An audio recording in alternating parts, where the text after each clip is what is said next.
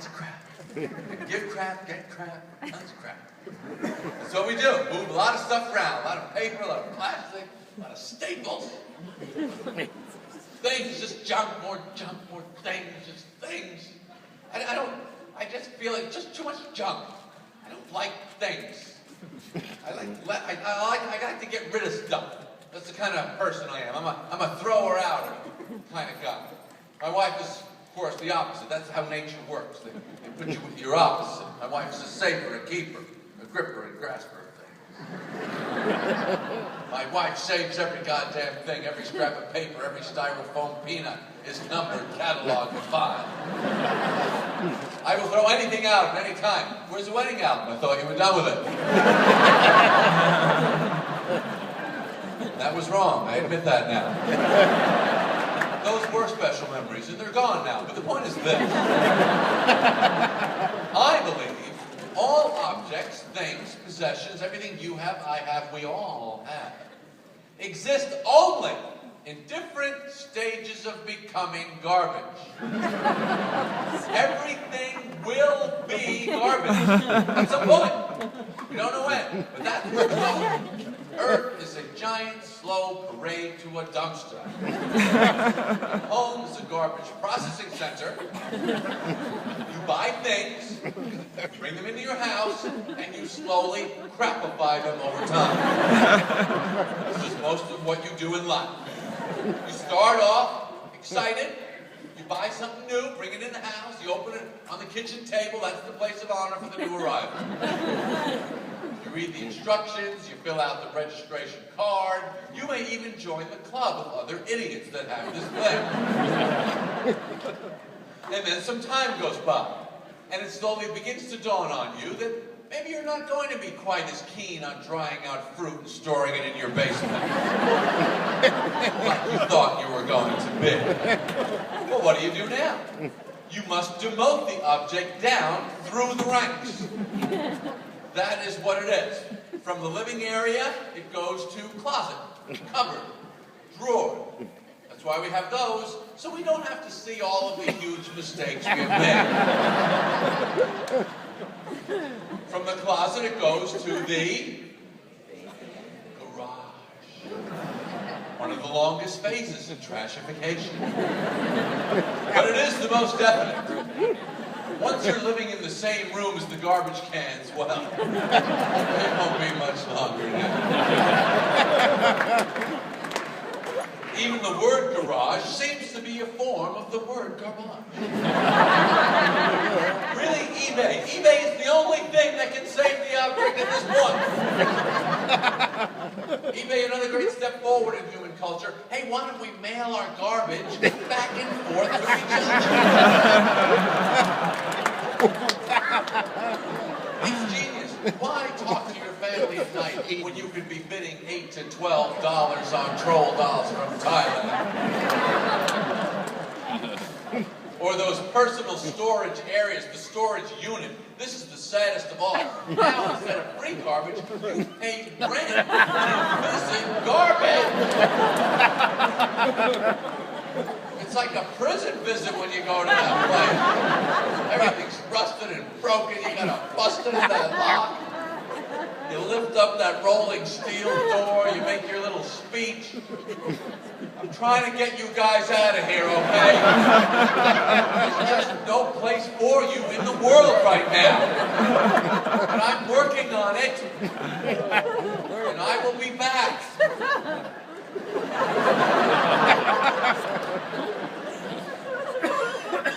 Everything has to be thrown out in the end. Even we are thrown out in the end, my friends. And when I hear about someone that died and wanted certain important personal possessions put in with them when they're buried, I'm all for that. Take your crap. They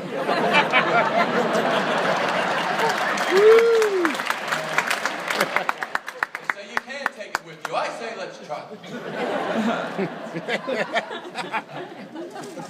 But I'm happy here. I'm good here. This is a thing that we do in life as humans. Create things like this. It's all made up. This event didn't need to happen. We make things up in life to fill in the gaps. Blank blank spots, dead air. They say life is too short. It's actually way too long, isn't it? Old people sitting on cruise ships doing crossword puzzles, just trying to finish the goddamn thing up. And here we are, participating in Focus hyped up pony special event. For something to do. That's why I'm here. I had nothing to do either.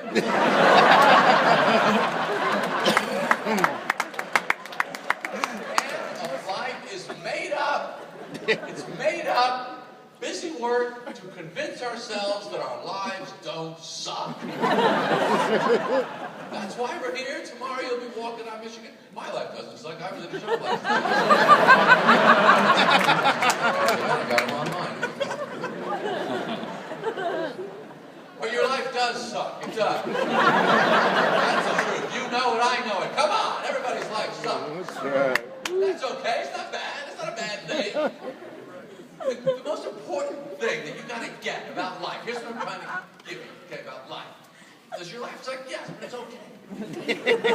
Because the biggest secret of life is that sucks and great are pretty close. Not even that different. Every town we go to, we take our little show all over. We've been everywhere with our show. And wherever we go, Chicago, classic exhibit, perfect city. When you go to Chicago, people at the hotel, people backstage here. Oh, it's a great restaurant. We got a great restaurant. Hey, Jerry, you want to go to a great restaurant here in Chicago? A great restaurant. You like, Jerry, like great food? You want to go to a great place? Great. It's great. It's so great. It's great. It's great. People that go and say it's great. It's great. It's great. And people single you out for some reason, you would love it. You have to go to this. Did you like it? I didn't care for myself. But you, I mean, you will go crazy. You will go crazy. You will go crazy. I didn't like it. You, though. I don't like the great restaurant. I'm not into it. I don't want the deal. I can't take the deal. I can't take, you know what I'm looking for? Not bad. You got not bad? Where's not bad? That's what's over there. It's not bad. That sounds great. Let's just go there and get this over with. I don't want to deal with great. I don't want to deal with the specials. You want to hear the specials? No, I don't. If they're so special, put them on the menu. I don't want any auditioning food. When you're on the team, then we'll talk. Make the squad, then I'll order it. I don't want to watch the waiter act it out. They have to perform for you. Special. Pan-seared, it's herb crusted. You're going to drizzle it with something. It's a reduction of something else. Everything's reduced. Everything's drizzled. What was drizzling? Then drizzling. Why are you drizzling everything? Just pour it on. What the hell is that? Just once, I'd like to have a waiter say to me, I got some chicken in the back, I got a can of juice, I take a screwdriver, I pop the top on the can, and I dump the juice on the chicken. That's our special. You want that? Just some chicken with juice dumped all over it. I would order that. I appreciate it. Lack of pretension. Meal takes 2.5 hours, your ass is hurting by the end of it. It's not half as good as a bowl of Lucky Charms and Pepsi anyway. The check always has to come in a special book. They can't just give you the check. We have to put it in a story of the bill. Here's your little story. Yeah, here's the story. Once upon a time, you got ripped. That's the whole story. You walk out on the street, you think, that place was so great. It was so great. It must be great. Did you think it was great? It was great. I don't know if I would say it was great. Did you say great? I think it sucked, really. It did suck. The great place sucked. Happens to you all the time. Me too. When you go to a baseball game, have a hot dog. Hot dog is cold. Bun is not toasted. Bender is an ex-con in a work release program. Love that hot dog. Into that hot dog. Does it suck? Yes. Is it great? Yes. That's how close they are.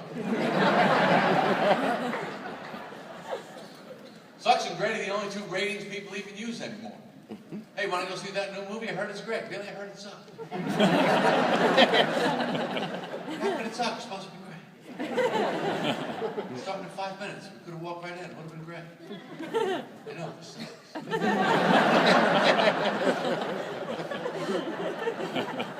I say to you, the sucks and great are the exact same thing. You have an ice cream cone, you're walking down the street, the ice cream falls off the top of the cone, hits the pavement, sucks. What do you say? Great.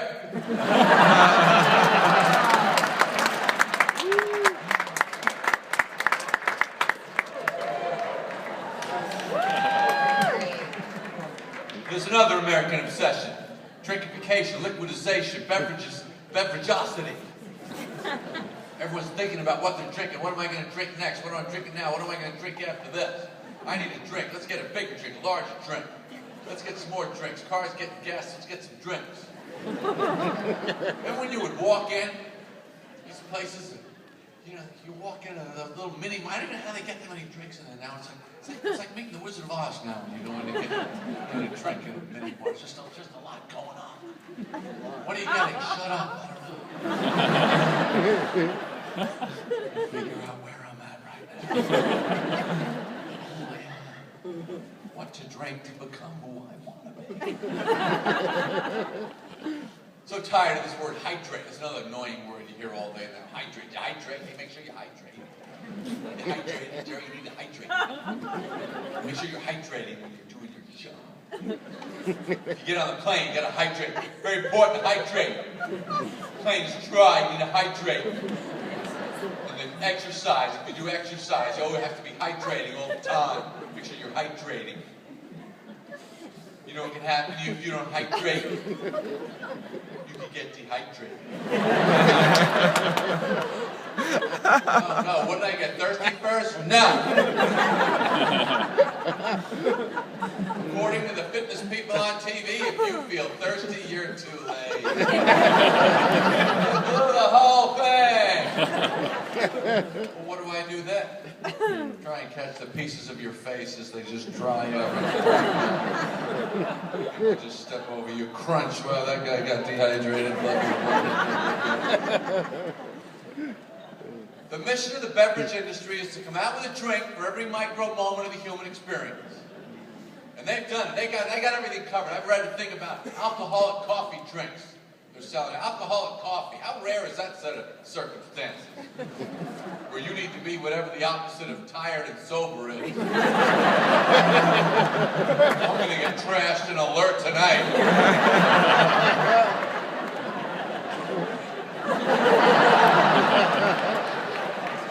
I know my car was all over the road, officer. I saw every second of it. I know I'll be filling out papers at the police station all night. Bring it on, I'm sharp as a tack. I have smashed and focused. Gatorade has a commercial out now that we need 3 different Gatorades to survive. One to prepare, one to perform, one to recover. I just went from the fridge to the couch. How many electrolytes did I lose there? 5-hour energy drink. You ever see that little tiny bottle on the cash register? 5 hours! That's a weird amount of time.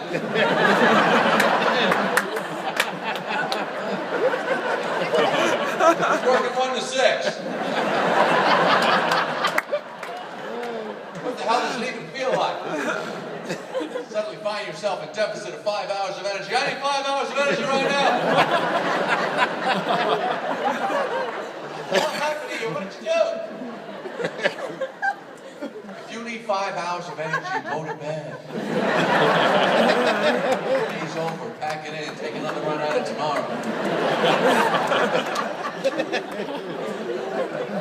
I need 5 hours of energy, but I can't drink anything larger than that. What do you have in this store? That big! 5 hours of energy in it. I can't drink anymore. I don't have the energy. Workday is 8 hours. You have an hour for lunch, you're down to 7. According to this company, I only need 2 hours of natural human energy. One of their meth lab wine punch jello shots.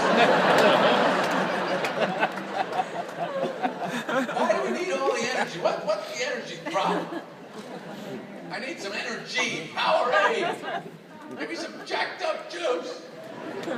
Why is everyone tired? Everyone's tired. That's another word you hear all day long. Tired. I'm tired. You tired? So tired. You get any sleep last night? Minute and a half. How about you? 30 seconds. Got up after 15 seconds, read a little bit, went back to 15 more seconds. Maybe we're putting too much energy into the sleeping experience with the sleep number bed. I'm going to 25, I'm cranking it to 48. Let's see how long your handprint stays in the foam. Jumping up and down and knock over a glass of red wine. Just lie down!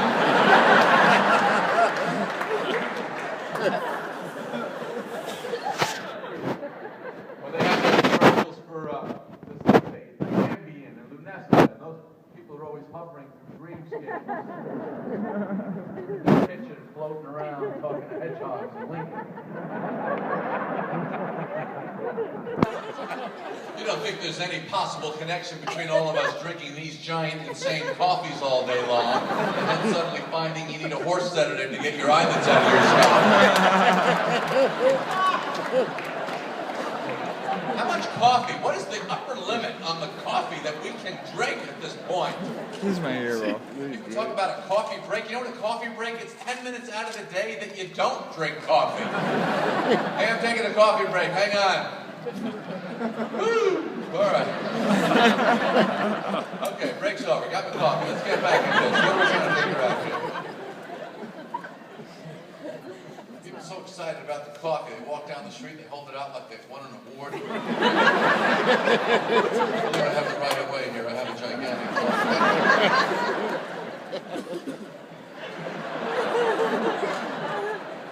Who's judging your coffee?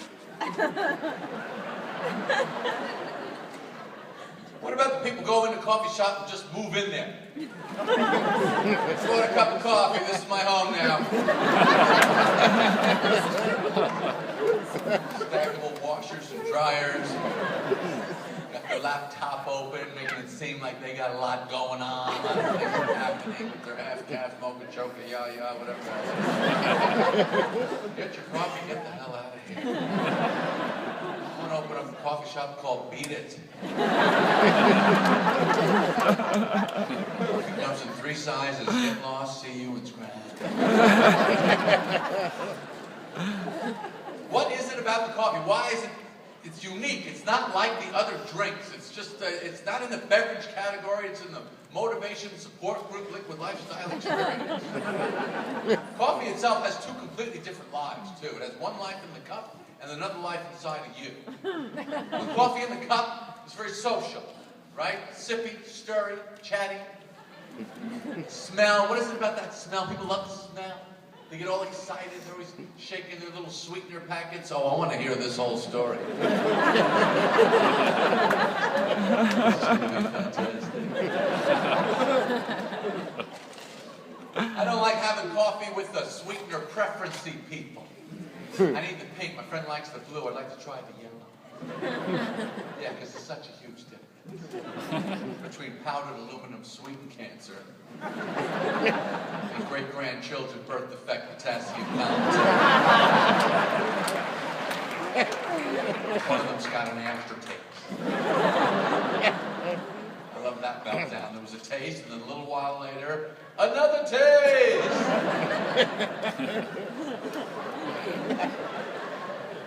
20 minutes after that, I got in the car, I burped, and there was a 3rd taste.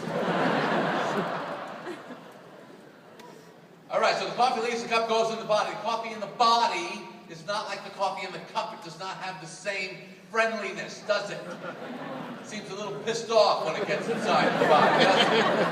It's like a new boss took over the company, doesn't like the way anything's being done. I want more talking, fast walking, constant peeing, large intestine. I want all of that out of here right now. It's old inventory. I got to make room for new shipments coming in. Shut your mouth, drop your pants. Things are going to be different from now on. That's how coffee takes over.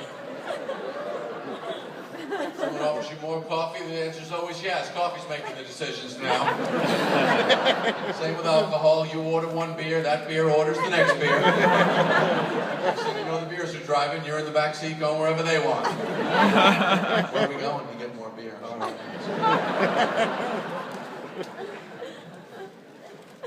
Got our drink issues, got our food issues, a lot of food issues. Jesus Christ. I don't personally believe we have a weight problem in this country, by the way, until we're all physically touching each other all the time. Solid human flesh from coast to coast, like a jar of olives. Someone's got to lose some weight, I can't move.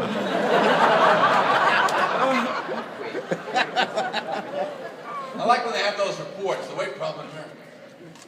They always show, everyone starts the same way with that camera shot of regular people walking down the sidewalk, right?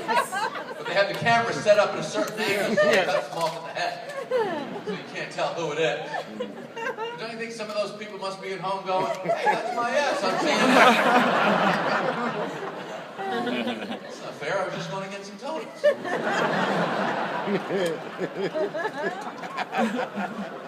Food has changed. That's the difference, see? And when you go back and you think for thousands of years, human beings, we have been eating, okay? Caveman, Cro-Magnon, Neanderthal, Peking man. Looking good, feeling good. What happened? How do we screw up eating? How is it possible that at this point we don't know how to eat? We have been doing this for quite some time. It's like screwing up walking. Just putting the same foot out over and over again. Hey, I'm going to fall over. You got to alternate. Okay, alternate. All right, thank you. I forgot what to do there. I forgot. We did not change. Food has changed. Food is more aggressive. It is more strategic. It is plotting and planning. Not healthy food. Healthy was doing nothing. Salad, vegetable, fruit. It's just like... just sitting there. Anything you're not supposed to eat, putting on quite a show. Desserts are on the pedestals or rotating behind glass like a peep show prostitute. Hot dogs are rolling, chocolate's dripping, cheese is stretching. Why can I smell French fries through a foot-thick concrete wall? How is that possible? Oh, maybe food doesn't realize it's doing these things. Yeah, maybe women wear a push-up bra because they like the supportive feeling. Maybe. But I doubt it. Maybe these things are coming after you. Food and sex, that's it. Is there anything else you think about? 99% of the brain activity of the human is food and sex. The other 1% accomplishes everything you achieve in life. The rest of the time, food and sex. And of those two, food is the more challenging opponent. You never run into a jelly donut that's not in the mood. I never had a cupcake say, put me down, who the hell do you think you are? Give me back my little folded white paper panties, too.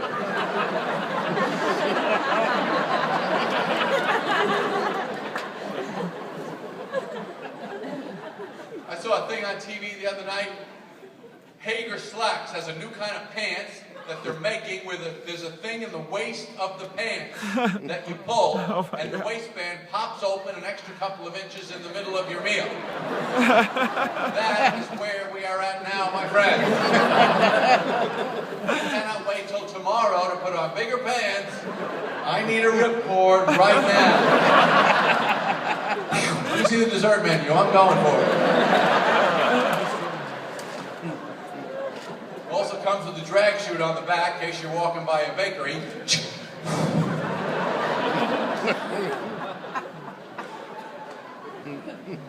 Because food wants to get you all the time. Everything you've eaten today, if your food, you get eaten, you win. Food wants to be inside. Everything in your stomach right now, they're the winners. High-fiving, back-slapping, we made it, wear it. Where are we going after this? Let's just enjoy this moment. They have different strategies. Cookies work at night. That's their best time. All your cookies are at home right now. They're waiting for you. They know when you come in. They're going to be on you. You don't see them in the morning. Where are the cookies in the morning? Never around. Sometimes you'll see one in the afternoon sitting on a table on a napkin at somebody's desk. Just kind of looks at you like, oh, we can do this now, or we can do it later. What's happening? And then at night, between 9 and 11:30, that's cookie time. They're in your head now. You're trying to talk to someone, their face is a cookie. You look away, the clock is a cookie, the moon is a cookie. Cookie companies try and make it seem very innocent. It's just elves living in trees. Making them as a hobby. The truth is, cookies should have names like chocolate sons of bitches. That's what our real relationship is. Those little vanilla bastards got me again last night. I told you to stop buying the go-to-hell wafers with the screw-you cream inside. And they live like military in those boxes in those clear plastic army barracks. You slide it out like a D-Day beach landing troop carrier. All the cookies lined up, waiting to go into combat. I prefer the rows through the bag of cookies where they're all climbing all over each other, just complete anarchy and chaos. You get to the end of a row of cookies, I don't care how crazy you are, you will stop for a second. Go, what the hell am I doing here? I was going to have a few and I just mowed down the whole row. Now I'm thinking about going over the wall, too. Once you jump that wall, you're just a convict sprinting through a cornfield now. You don't even know what happened to you. You go back in your kitchen the next morning. It looks like an intersection where there was a car accident. Broken glass, cookie crumbs, a chocolate skid mark on the napkin. The milk carton is flat, totaled in the bottom of the garbage. I was lucky to walk away from those cookies. Good thing I had my Hager safety pop open slacks.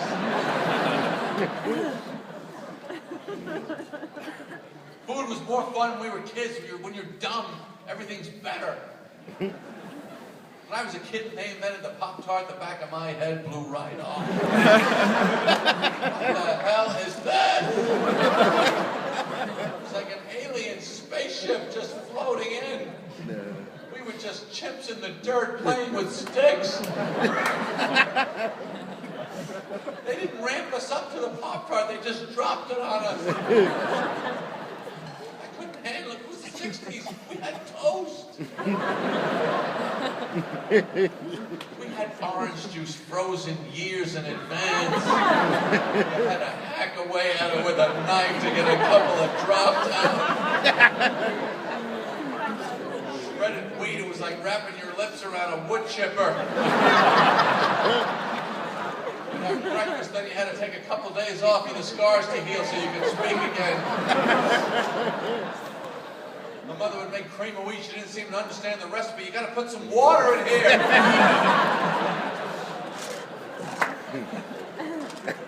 Some gross, uncooked lumps just floating by me.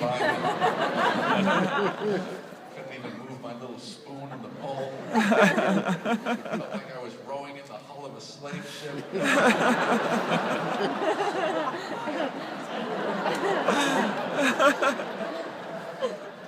And it was in that moment of hopelessness that the Kellogg's Pop-Tart suddenly appeared out of Battle Creek, Michigan.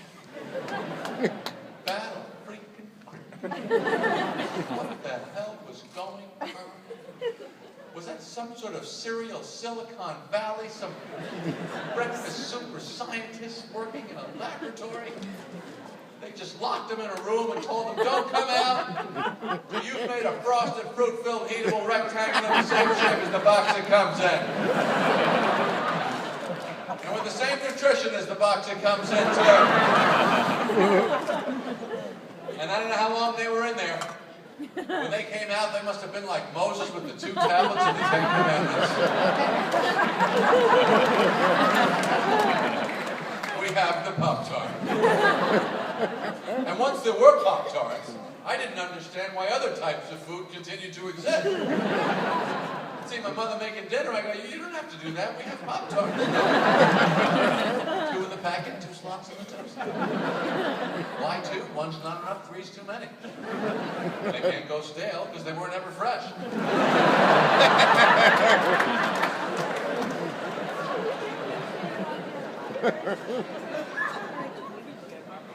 What's annoying now besides everything? I'll tell you what's annoying now. It's the technocracy, the devices, the machines, the little things, your little batteries, and you're trying to sync up, and you got the cloud, and you got some new thing you got to get to work, and how much juice do I have left? You don't even, most of us right now, without even looking, I mean, you can tell me how much charge you have in you. I'm 45 backstage. I'm a little nervous. 45, I feel a little low. 45. I like a little more than that. That just feels a little dicey.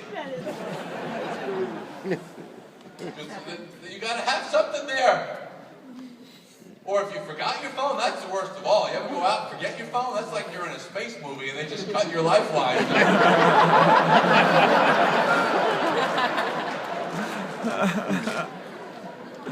Oh my God, I forgot my phone. You can use mine. No, I can't. I don't like using other people's phones. I can't deal with the facial screen grease. Some people hand you their phone, looks like a clown was using it. What are you doing with this thing? You let your phone get all greasy like that. It's gross. It's a gross phone. You're gross. You want your own phone. Charged up. You're walking outside, you want to feel a hard rectangle in your pants. And when it's full, you're full. When it's going down, you're going down. When the phone is dying, you're trying to get home now, just trying to get back to the charger. Body's getting weaker and weaker. The call comes in. Listen, I don't know how much time I have left. I wish I could take back some of the things I've said. If I go down on the street, tell everyone I know, I'll talk to them tomorrow.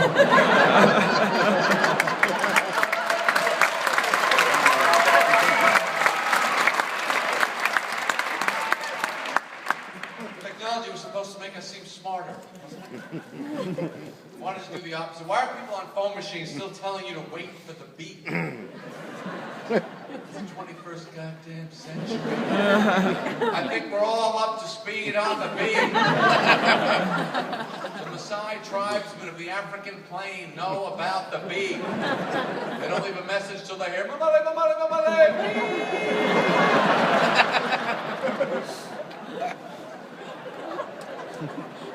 Why are people on voicemail telling me to leave my name and number? Are these necessary instructions for anyone? Is anyone getting messages like, this is a woman, goodbye?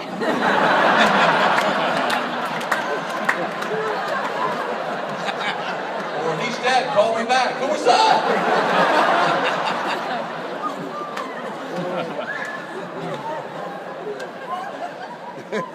Why is there such a culture of paranoia in the phones? Caller ID, who's calling me, and I should be knowing I can't see who it is. I'm not going to answer the phone if I don't know who it is. When they're calling me, they know it's me, and I don't know it's them. I should be calling them without them knowing that it's me. That would give me an advantage over them. Why do we even think like that? Years ago, the phone would ring, somebody in your house would go, I'll get it. You don't hear that anymore. Now the phone rings, nobody move. Who the hell is 513? Better not be who I think it is. Star 69, that's where it all turned. That was the first feature that came out that seemed a little hostile to the calling party. Somebody calls, they hang up. Get him, it's Star 69, you can get him now. It's Star 69. Ah, gotcha. What are we getting them for? What did they do? Nice try, creep. Oh, I know all about your little call. And 69, that's the number they picked for this thing, by the way?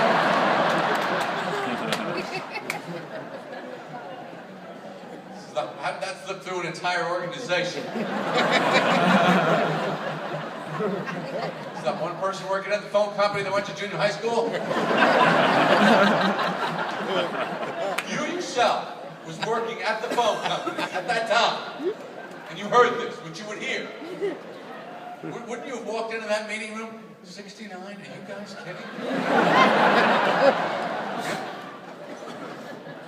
What are you doing? We are the phone company.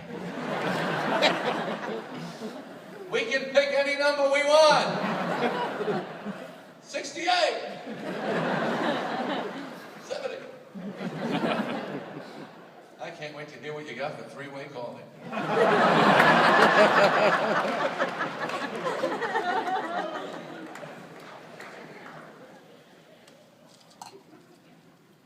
Well, you gotta have your phone because you want to stay in touch with a lot of people, right? I got a lot going on. A lot of people. I got a lot of people in my life. A lot of people, and I gotta stay in touch with everybody. And I got work, and I can't be without it. I need them. People are very important to me. Really? Are they? They don't seem very important the way you scroll through their names on your contact like a gay French king.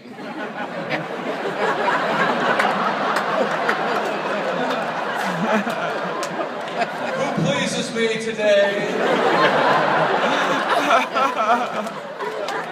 Shall I favor?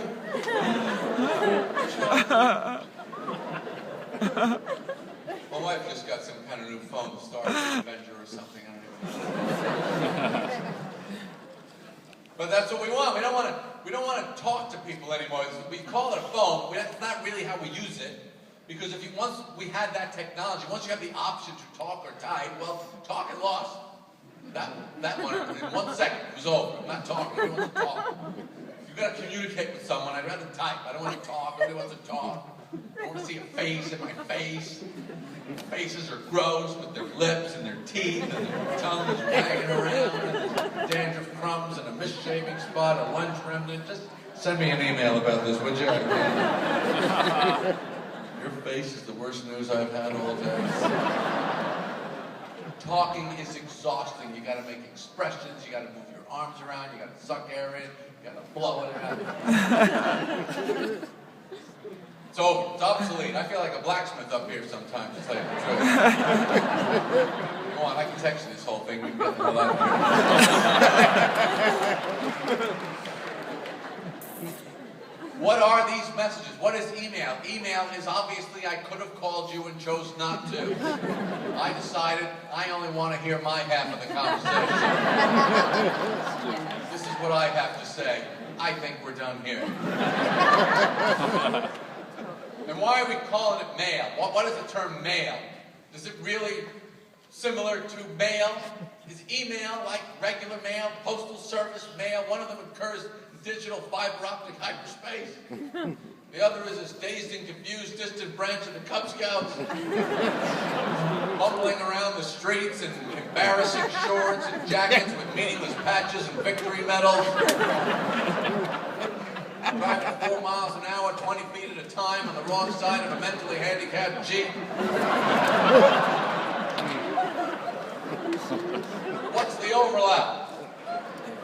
I love how the Postal Service every 3 to 5 years has this emotional financial meltdown that their business model from 1630 isn't working anymore.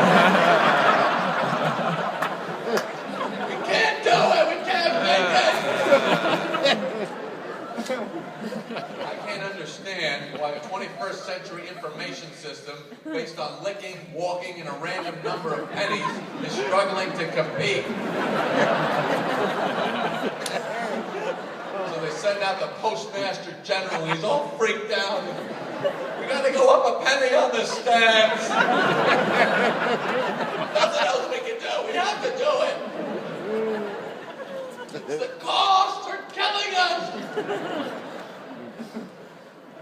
We're Well, Penny, go ahead. Go on. You don't even know what the hell a stamp is. Nobody knows.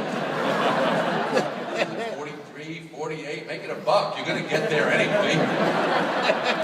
Got some money left over, buy yourself some pants and a real car. You know what I would say to the post office? You actually want to be helpful? How about you open the letters, read them, and email us what it says? That would be useful. We'll give you a penny each, since that's a lot of money to you.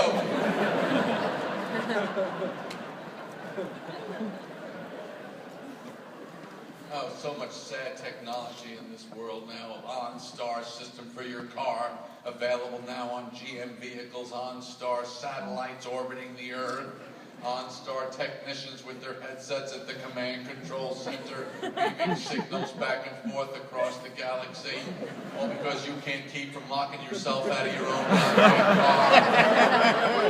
Jesus Christ, is this why we conquered space?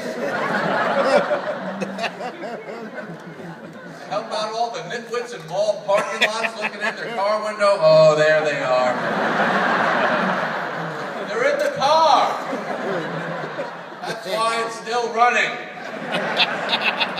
No, forget the 2-cent wire hanger. I'll contact the $1 zillion Deep Space Communication Center instead. It's a lot easier. OnStar. They should call this service Moron Star. That's what it is. You should hit the button, yes, moron. What'd you do now? Well, I lost, I crashed, I'm locked out, I'm hanging up the side of a cliff by a seatbelt. If somebody can walk me through this, okay, moron. Slow down, we'll walk you through it. Do you mind if we record the call and put it in our commercials? So that everybody knows what a jackass you are. Yeah, that's fine. If someone can just help me walk me through it and hang it upside of the cliff, the car's on fire. So let me give you my basic personal stats here. I'm 59 years old. I'm married for 14 years. I have 3 little kids. That's my real job. I got married at 45. Pretty late in life. Never thought I would get married. Just one of those things. It happens. Nobody really knows what's going to happen in life. That's what kind of makes it worth getting out of bed. But when I was 45, I was single. I had married friends. I would not visit their homes. Found their lives to be pathetic and depressing. Now that I'm married, I have no single friends. I find them to be meaningless, trivial individuals. In both cases, I believe I was correct. Whichever side of marriage you're on, you don't get the other people. I don't hang out with single guys. If you don't have a wife, what are we going to talk about? You have a girlfriend? That's wiffle ball, my friend. You're playing paintball war. I'm in Afghanistan with real loaded weapons. I play with full clips and live rounds. You're sitting on a merry-go-round, blowing on a pinwheel, driving a truck full of nitro down a dirt road.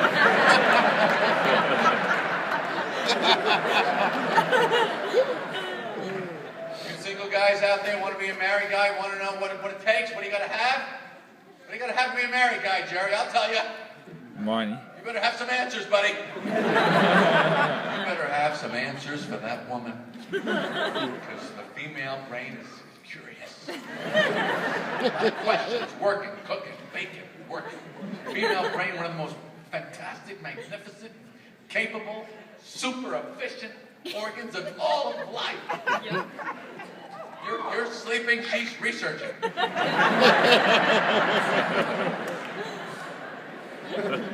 The female brain is so able, so supreme, it not only solves all problems of Earth and the universe, having done that, it then moves on to the hypothetical.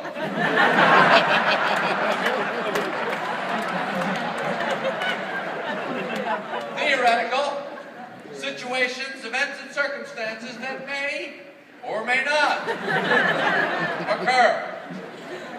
They need to know how you might breathe. If you faked your own death and I found out about it, what would you say then?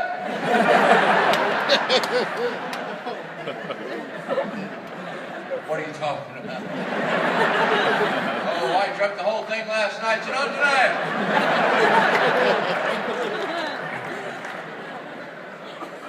Being married is like being on a game show when you're always in the lightning round. I went out and bought a game show podium. I set it up in my living room. I wake up in the morning, I stand behind the podium. I got my hand button clicker. I'll take movies I think we saw together for $200. My wife, of course, is the returning champion from last week. I'll take details of a 10-minute conversation we had at 3 o'clock in the morning 8 years ago.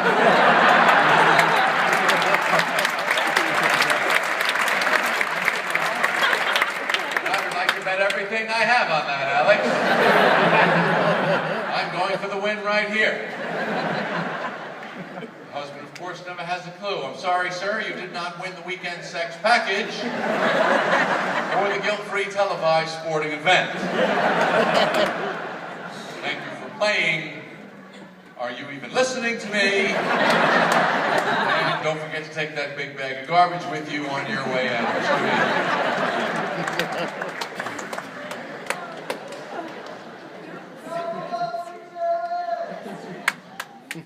Who does what? Who loves who? All right. So, what is marriage? How do you do it? How do you do it, Jerry? What's the key? What's the secret? I'll tell you right now. It's one word. Listen. That's it. It's the whole thing. Listen. You gotta listen up. A lot of wives complain their husbands do not listen. I've never heard my wife say this. She may have.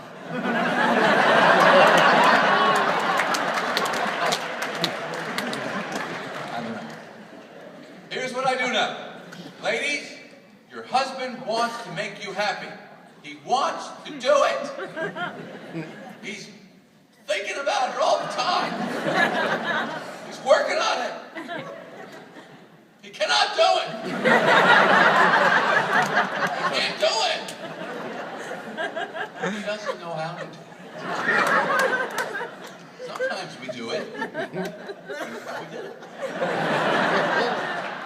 You can't ask, what did I do? That looks like you don't know what you're doing. Can't do nothing. He says, I can't believe you're doing this, man. He says, doing what? So it's crying. He says, I didn't do anything. He says, exactly. So it's a bit of a chess game. Except in marriage, the board is flowing water, and all the chess pieces are made of smoke. You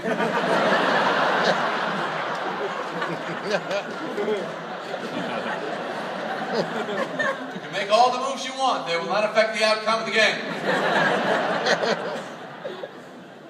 One of the things I did not know before I got married that I found out after I got married is that every single day of my married life, I would be discussing the tone in my voice. I was not aware,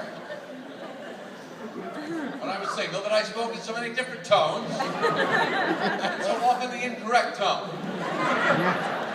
I thought it was a marriage, apparently it's musical. I walk around the house out one of those brown, black Glee Club things. How about that one? Am I getting closer? It's your tone. My tone? Yes, your tone. What is wrong with my tone? I don't like it. What do you want me to do? You better change your tone. Women are correct, as they always are. Men speak in different tones, different phases of the relationship. In the beginning, all men speak higher. Flirting, pursuit phase, we talk like this. Because Chinese food or Italian sounds great.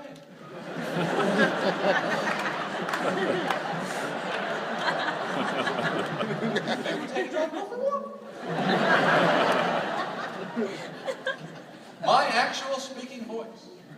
attempting right now to communicate with you is not welcome in my house. That's why I'm out here talking to you. If I was to walk in my house, which I paid for, by the way, not relevant, I just wanted to mention it. And I was to say, all right, I gotta get something to eat. I'm starving. Any guy I know would say, fine, eat whatever the hell you want. I don't care what you eat. Any woman will say, why are you yelling at me?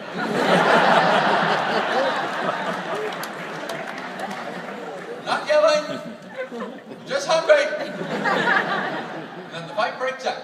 And when the fight breaks out, now you're whitewater kayaking. You got a plastic helmet on, you're going underwater, you're coming up, the foam is hitting you, just keep paddling. It will eventually calm down.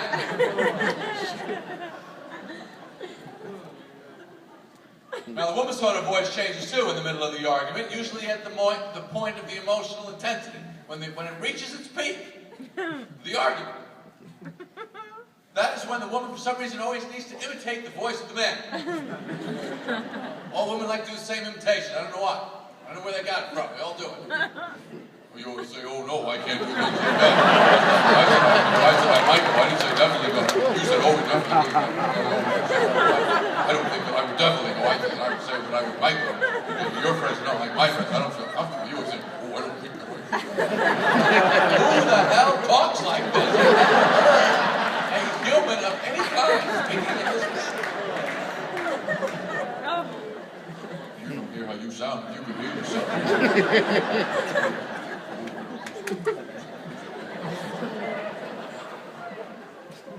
How has every woman on earth met the same imaginary man?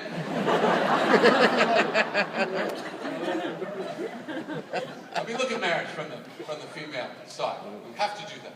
That's the secret of success right there, do. Now, I think if you're a woman, you find yourself in a situation where you own and operate a man.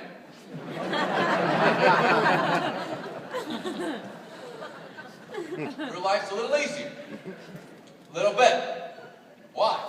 Man is a simpler device than a woman. Thinner owners. A man is really nothing more than an extremely advanced dog. How do you think dogs became man's best friend? How do you think that happened? Why are there all these pictures of dogs playing poker? Who came up with that idea? Oh, that's hilarious. Dogs and men think a lot alike. Does that mean I can spend my time investigating crotches with my nose, catching frisbees with my mouth, relieving myself in public, and eating out of a giant bowl of food on the floor? No. It's not the craziest idea I ever heard. Certain aspects of that are very appealing to me. I'm not going to say which one. But the marriage thing, it's such a deep thing. You know, it's a rich thing. There's a lot going on in there. You know, things that just happen, rich moments. One of my favorites is when I can somehow find myself in the company of another couple that's doing poorly. And I don't think that's right, but I enjoy it. It makes me feel good deep down inside. I saw a couple on the street the other day. This is a true story, by the way. It's not a story, it was just a little thing. Story takes more time. But this, I just want you to know that I really did actually see this. Guy in a car, wife on the sidewalk. At the end of the day, he's picking her up after work. He did not bring the car to a full end.